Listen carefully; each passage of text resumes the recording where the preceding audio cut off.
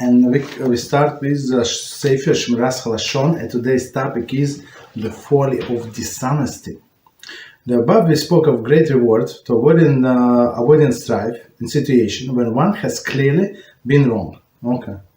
And what of one who committed the wrong, who profited at the expense of the neighbor's loss, acted wickedly and foolishly, and for his sinful tactics will not earn him 1 cent more than what has been decreed on him on Rosh Hashanah. By denying his neighbor that which was rightfully his, he will ultimately be denied that which has been decreed for himself. In the end, his wrongful gain will cause his rightful earnings to become lost as well. For as the sages teach, the punishment for the forcing one's personal burden upon another Jew is a loss for one's possessions. Sukkah 29b. So let's do this paragraph and we're going to explain it. So again, above we spoke a great reward avoiding the strifing situation when one has clearly been wrong, right? So we spoke before how to act when you're on the receiving side, meaning somebody wronged us, right? So we said how to handle it. Okay, now we're going to talk about the other side, the person who wronged us.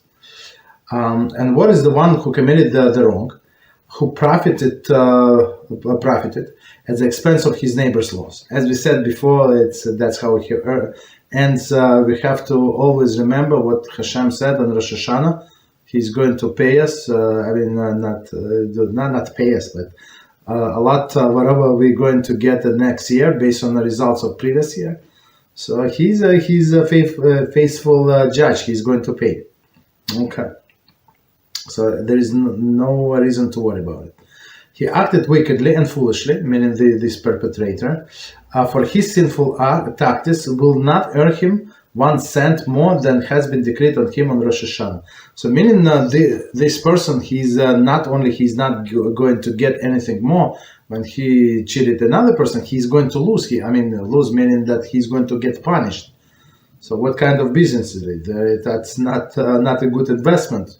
So he's trying, he was worried, he's anxious, did whatever he did, right? And now he's going to lose everything because Hashem is not going to allow a person to profit from this, and plus he's going to punish on top of it. Okay, right? Why he's going to lose? Because whatever was decided on Rosh Hashanah that he's going to get, he's going to get. He cannot make it more without Hashem agree to it. By denying his neighbor what was rightfully his, he will ultimately be denied that which had been decreed upon himself. So measure for measure, as we said many times. So he was trying to prevent others to get what rightfully was theirs, right? To take it away, and so he's exactly the same tactics are going to be applied on himself, and then his wrong gain will cause the rightful earnings to become lost as well, right? So it's scary. So he's going to lose even what he did not steal. Right? That's the scary part. For as the sages teach, the punishment for the forcing one's personal burden upon another Jew is the loss of one's possessions, meaning that he wanted to gain something on the back of another Jew, and right, as Hashem said, he's going to lose possessions, meaning he's going to lose. Not a good business to be a thief, not a good business to be a crook. It's lose situation. So continue. The sages further teach: if you take that which is not your own,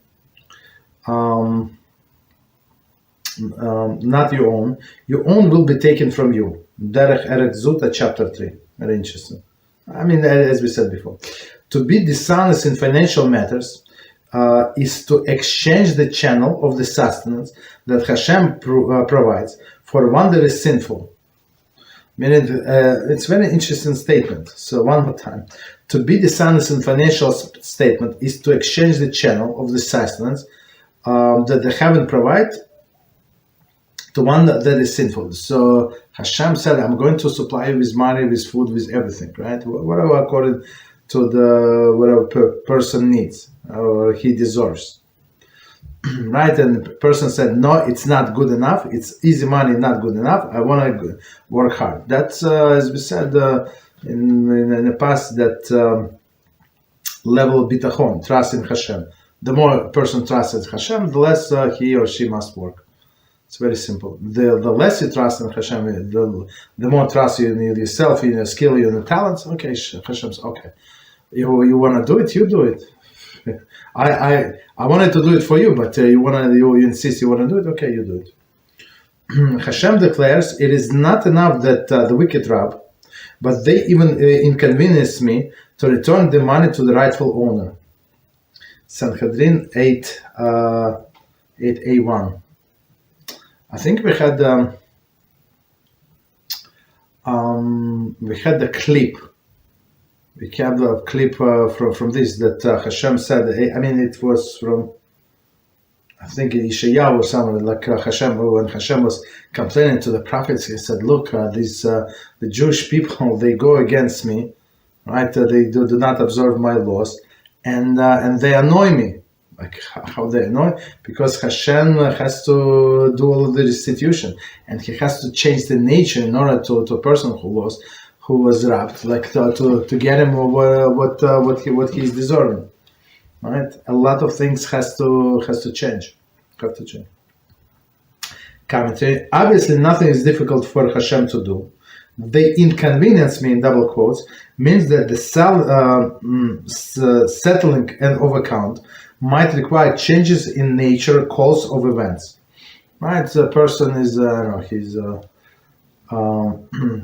cleaning person, right? So in order for him to, for Hashem to get him money, whatever somebody stole from him, so it's not easy task. I mean, there's nothing hard for Hashem, but of course he always wants to hide it in the nature. So miracles are not good.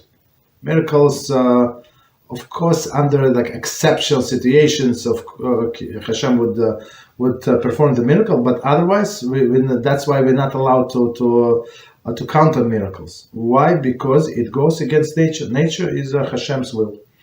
Okay. Continue. The above is illustrated in the episode of Yaakov and Lavan. Before fleeing Lavan's house, Yaakov was shown a prophetic dream that the birth of unusually colored sheep in his flock was divinely decreed compensation for Lavan's ill treatment of him. As Rashi explained, the angel had brought colored sheep from Lavan's flock to Yaakov so that this would occur. So it's before we continue, let's just remember the story. All of this 14 years, right? 14 years. Lavan was taking advantage of Yaakov, right? There were 100 contracts, and he changed them around and everything. No, I think 100 contracts were after the 7 years, after 14 years. Okay, right? So he was taking advantage of Yaakov, and Hashem said, "Look, I'm going to compensate you." Right? It's very interesting. So, and when they made a contract, Yaakov said, "So this with the spotted sheep are going to be mine. So go through my to my what is it, flock? Take whatever spotted with a brown spot, this spot, that spot, like all of the different colors." It's the machlokes between the commentators how many types of sheep were, but it doesn't matter. Some unusual. Let's put it this unusual. So this guy Lavan took all of the unusual sheep, everything, and put it in his flock. Guess what? Angels came and they brought them back. Okay.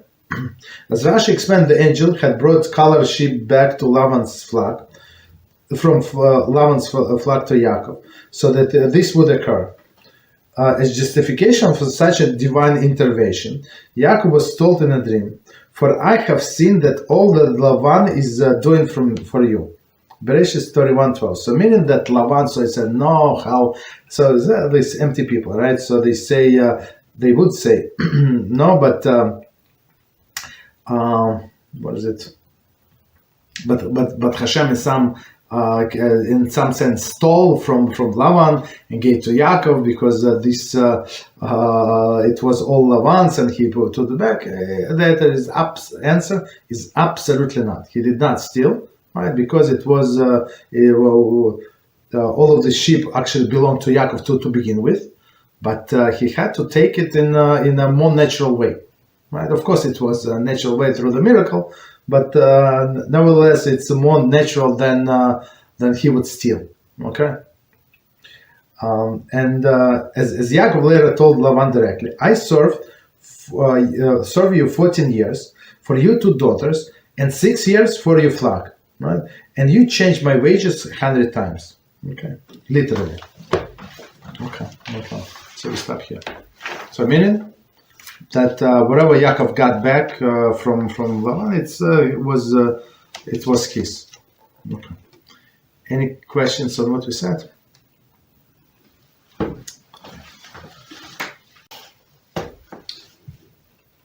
Yes, go ahead.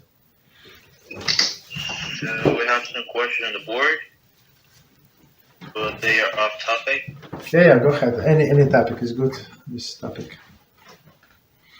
Okay, so the first one, I think actually we have a question that was related to the topic of Shmiras Haloshon, I guess. Okay, go ahead. Yes. I mean, since Korah mentioned the issue of Lavan and the things of Yes. transition on Korah, if one notices that our work was stolen or modified for the benefit of others without our permission, are we allowed to defend our work and say that our work is the original?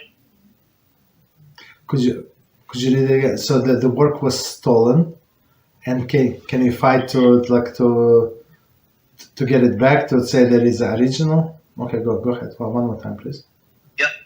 Yes, basically. I mean, it says was either stolen or modified for the benefit of others. I mean, I would ask for a like specific example. I mean, it's the issue is too broad. Was it for example, music or something like, I don't know, some? For instance, artwork. Ooh, artwork. Wow.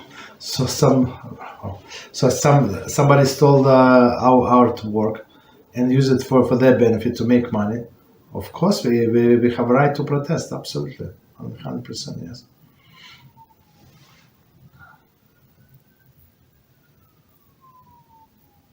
Okay. Thank you, Rabbi. You're welcome. Because it is a theft, 100%.